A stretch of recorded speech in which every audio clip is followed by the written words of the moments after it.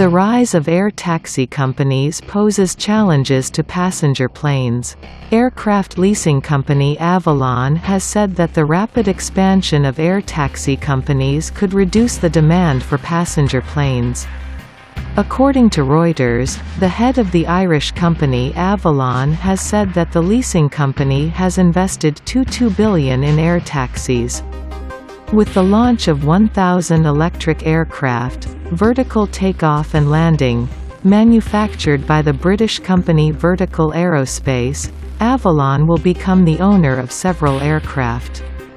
According to the American newspaper Washington Post, Avalon has ordered 500 electric planes for Vertical Aerospace. Large companies are increasingly interested in investing in projects to build battery-powered aircraft to provide passengers with new ways to avoid road traffic.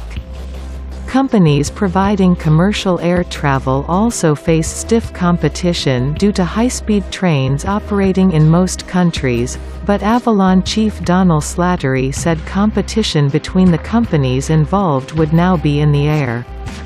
Chief Vocal Slattery said the vertical KVAX-4 has a range of 120 miles, which could be further extended.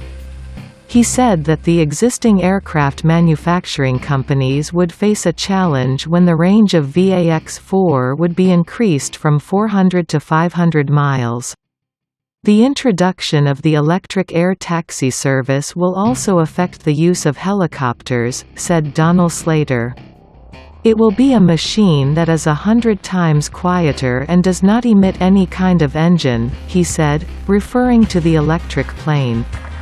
The technology will be used in a number of ways in the future, Donal Slater said.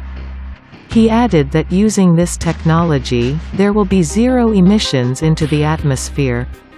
Experts have questioned the timely receipt of the safety certificate of the electric ship, Vertical Takeoff and Landing, while the company claims to have received the certificate by 2024.